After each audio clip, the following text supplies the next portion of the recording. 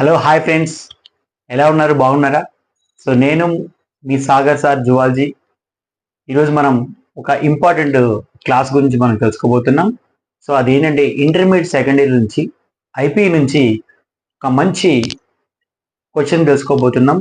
దాని యొక్క ఇంపార్టెన్స్ ఏంటంటే రెస్పిరేటరీ డిజార్డర్స్ అన్నమాట. అంటే శ్వాసకోశ సంబంధిత వ్యాధులు. ఓకేనా? అయితే ఈ క్వశ్చన్ అనేది మనకి ఐపీలోని ఇంపార్టెంట్, అదే విధంగా మనకి నీట్ ఆబ్జెక్టివ్స్ లో ఎక్కువ క్వశ్చన్స్ ఇవ్వడం జరుగుతుంది. అంటే మ్యాచ్ ద ఫాలోయింగ్స్ ఇవ్వడం జరుగుతుంది అనమాట.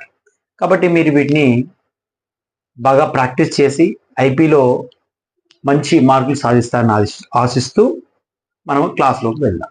ఓకేనా? Today we're going to discuss the topic name is disorders of the respiratory system. జాగ్రత్త వినండి. Disorders of the respiratory system అంటే డిజార్డర్స్ అంటే మనకు తెలుసు అపస్థితులని. ఎక్కడ అపస్థితులు ఏర్పడుతున్నాయంట? శ్వాస వ్యవస్థలో. ఓకేనా? అర్థమవుతుంది కదా? నెక్స్ట్ అందులో ఎటువంటి డిజార్డర్స్ అనేవి వస్తాయి చూద్దాం. ఓకేనా? ఆస్తమా, ఎంఫైజిమా, బ్రాంకైటిస్, న్యూమోనియా అటువంటి సాధారణంగా వచ్చేటువంటి డిసీజెస్.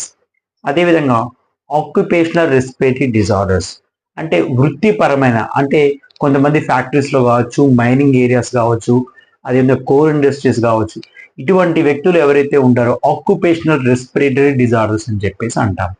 ఓకేనా? ఫస్ట్ మనము ఆస్తమా గురించి మనం తెలుసుకుందాం. ఆస్తమా అంటే ఏంటి ఇక్కడ చూద్దాం. ఆస్తమా అంటే ఏ టైప్ ఆఫ్ అలర్జీ, గుర్తుపెట్టుకోండి, ఏ టైప్ ఆఫ్ ఎలర్జీ లాంటిది నిర్మాణం అనేది జరుగుతుంది. అది ఎలా జరుగుతుందంటే, ఎలర్జీ అనేది ఎలా ఫామ్ అవుతుందంటే due to the inflammation of bronchi and bronchioles. మనకి రెస్పిరేటరీ సిస్టంలో బ్రాంకీ అండ్ బ్రాంకియోల్స్ అనేవి కలిగి ఉంటాయి. అవునా కదా? మీరు ఇక్కడ రెస్పిరేటరీ సిస్టమ్ చూస్తే ట్రాకియా అనేది బ్రాంచెస్ గా డివైడ్ అయినప్పుడు మనకి బ్రాంకీ అండ్ బ్రాంకియోల్స్ అనేవి ఉంటాయి కదా. ఈ బ్రాంకీ అండ్ బ్రాంకియోల్స్ అనేవి ఇన్ఫ్లమేషన్ అవడం వల్ల, అలర్జీస్ కాజింగ్ అవడం వల్ల ఆస్తమా అనేది రావడం జరుగుతుంది. ఆస్తమా రావడం వల్ల ఎటువంటి సిమ్టమ్స్ వస్తాయి, ఎటువంటి లక్షణాలు అంటే ఎటువంటి వ్యాధి లక్షణాలు చూడవచ్చు.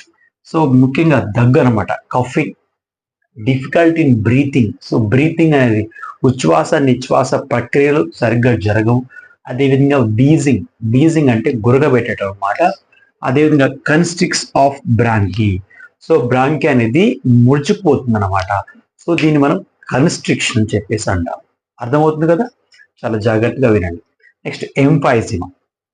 ఎంఫైజిమా అంటే which is caused by smoking of tobacco. Major ఏంటంటే దీన్ని ఈ వ్యాధికి గురి కాబడిన వ్యక్తి ఎందుకు వస్తుందంటే మేజర్గా స్మోకింగ్ ఆఫ్ టొబాకో.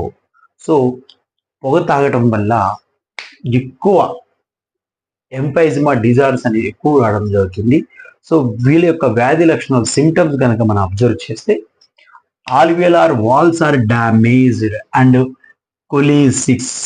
అంటే ఆలియో వాల్స్ ఉంటాయి కదా, ఆలియో వాల్స్ అనేవి డ్యామేజ్ అవుతూ అవన్నీ డిజపేర్ అయిపోయి కలిసిపోయి ఉంటాయన్నమాట. వాటిని మనం కొలెస్కీ అని చెప్పేసి అంటాము. అదేవిధంగా ఎక్స్చేంజ్ ఆఫ్ గ్యాసెస్ కూడా డిక్రీజ్ అయిపోతాయి అన్నమాట. ఇది మీరు గుర్తుపెట్టుకోవాలి. ఇది ఎంఫైజిమా యొక్క సిమ్టమ్స్. ఓకేనా? నెక్స్ట్ బ్రాంకైటిస్ అన్నమాట. బ్రాంకైటిస్ అంటే పేర్లోనే ఉంది. బ్రాంకైటిస్ అంటే ఇక్కడ ఇన్ఫ్లమేషన్ ఆఫ్ బ్రాంకీ. పేరులో ఉంది, బ్రాంకీ అనేది ఇన్ఫ్లమేషన్ అవుతుంది. ఎందుకంటే reason due to the increase of mucus production. Very very important. Mucus అనేది ప్రొడక్షన్ జరగటం వలన వాళ్ళలో డిక్రీజ్ డయామీటర్ ఆఫ్ బ్రాంకీ. బ్రాంకీ అనేది డిక్రీజ్ అయిపోతుంది. డయామీటర్ అనేది తగ్గిపోతుంది అనమాట. మ్యూకస్ సెక్రేషన్ వలన. దానివల్ల డిఫికల్టీ బ్రీతింగ్ జరుగుతుంది. అది కూడా గుర్తుపెట్టుకోండి. సిమ్టమ్స్ ఏంటంటే this is a chronic cough. దీర్ఘకాలిక దగ్గు అనేది వస్తుంది. అదేవిధంగా విత్ థిక్ మ్యూకస్. దగ్గేటప్పుడు ఏంటంటే మ్యూకస్ అనేది బయటికి రావడం జరుగుతుంది అనమాట. అది మీరు గుర్తుపెట్టుకోవాలి. This is the symptoms of bronchitis. Okay. Next pneumonia. Pneumonia అంటే సాధారణంగా వచ్చేటువంటి ఇది వ్యాధి. Which is caused by streptococcus pneumoniae అనేటువంటి బ్యాక్టీరియా వలన వస్తుంది. అదేవిధంగా వైరస్, ఫంగి, ప్రోటోజోవన్స్, మైకోప్లాస్మాస్ వల్ల కూడా ఈ డిసీజ్ రావడం జరుగుతుంది. ఓకేనా? సో దీని యొక్క సిమ్టమ్స్ ఏంటంటే మెయిన్గా ఇన్ఫ్లమేషన్ ఆఫ్ లంగ్స్ లో ఇన్ఫ్లమేషన్ జరుగుతుంది. అదేవిధంగా accumulation of mucus. So mucus అంతా లంగ్స్ లో అంతా ఏమవుతుందంటే ఇలా ఫిల్ అయిపోతుంది. అదేవిధంగా ఆల్వియోలస్ కూడా ఫిల్ అవడం వల్ల ఎక్స్చేంజ్ గ్యాసెస్ అనేవి సరిగా జరగవు. అంటే the impaired exchange of gases అనేది ఇన్స్పిరేషన్ ఎక్స్పిరేషన్ అనేవి సరిగ్గా జరగవు అనమాట. అవి మీరు గుర్తుపెట్టుకోవాలి. ఓకేనా? Next occupational respiratory disorders. So వృత్తిపరమైనటువంటి శ్వాస సంబంధ వ్యాధులు. ఓకేనా? సో ఫస్ట్ ఏంటంటే asbestosis, silicosis, siderosis and black lung disease.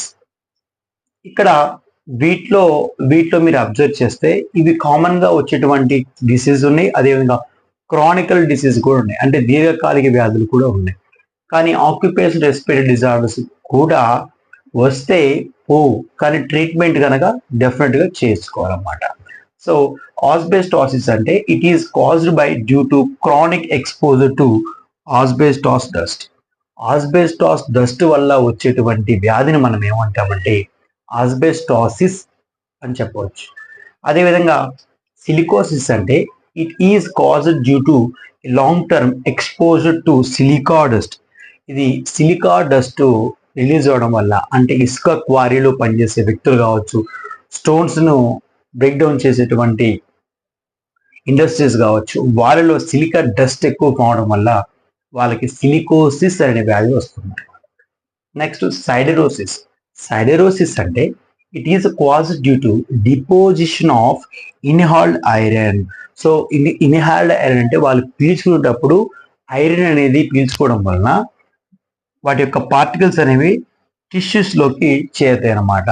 So the iron particles in the tissues. ఎప్పుడైతే ఇన్హలేషన్ చేస్తాడో ఒక వ్యక్తి, ఎక్కువ ఐరన్ ఇండస్ట్రీస్ అయినటువంటి ముఖ్యంగా ఇండస్ట్రీస్ కావచ్చు, ఐరన్ ఇండస్ట్రీస్ కావచ్చు, స్పాంజ్ ఐరన్ ఇండస్ట్రీస్ కావచ్చు, వాళ్ళు ఐరన్ మేకింగ్ చేసేటప్పుడు, ఐరన్ ఇన్హాల్ చేసేటప్పుడు వాటి యొక్క పార్టికల్స్ అనేవి టిష్యూలో ఉండడం జరుగుతుంది. సో ఈ వ్యాధి అనేది సైడెరోసిస్ వ్యాధి అని చెప్పవచ్చు.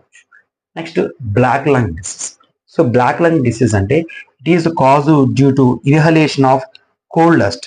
సో ఇక్కడేమో ఇన్హాల్డ్ ఐరన్ పార్టికల్స్ ఏమో సైడెరోసిస్ అన్న, ఇక్కడ బ్లాక్ లంగ్ డిసీజ్ అంటే సో మెయిన్ గా లంగ్ లో డిసీజ్ వస్తుంది కాబట్టి బ్లాక్ లంగ్ డిసీజ్ అన్నారు. So inhalation of coal dust అన్నమాట. సో కోల్ అనేది మైనింగ్ ఏరియాస్, అంటే మనకి తెలుసు మైనింగ్ ఏరియాస్ అంటే బొగ్గు గనుల ప్రాంతాల్లో పనిచేసేటువంటి వర్కర్లు సో ఎక్కువ ఈ బ్లాక్ లంగ్ డిసీజ్ తో సఫర్ అవుతారు అన్నమాట. So they are inhalation of coal dust అని చెప్పేసి అన్నమాట చెప్పవచ్చు. కాబట్టి ఒక్కసారి ఆస్తమా, ఎంఫైజ్మా, బ్రాంకైటిస్, న్యూమోనియా అనేవి గుర్తుపెట్టుకోండి. వాటి యొక్క సిమ్టమ్స్ బాగా గుర్తుపెట్టుకోవాలి. అదేవిధంగా ఆస్బెస్టాసిస్, సిలికోసిస్ అనేవి మ్యాచ్ తో ఫాలోయింగ్స్ ఇస్తారు. ఆస్బెస్టాసిస్ అంటే మీకు ఆస్బెస్టాస్ డస్ట్ గుర్తు రావాలి, సిలికోసిస్ అంటే సిలికా డస్ట్ గుర్తు రావాలి, సైడెరోసిస్ అంటే మీకు ఐరన్ పార్టికల్స్ గుర్తు రావాలి, బ్లాక్ లంగ్ డిసీజ్ అంటే మీకు కోల్డ్ డస్ట్ అనేది గుర్తు రావాలన్నమాట. కాబట్టి ఈ క్వశ్చన్ మీరు బాగా నేర్చుకొని ఐపీలో ఫుల్ 4 మార్క్స్ తెచ్చుకుంటారని ఆశిస్తూ, ఈ వీడియో కనుక మీకు నచ్చినట్లయితే లైక్ చేయండి, షేర్ చేయండి, ముందుగా సబ్స్క్రైబ్ చేసుకోండి. Thank you.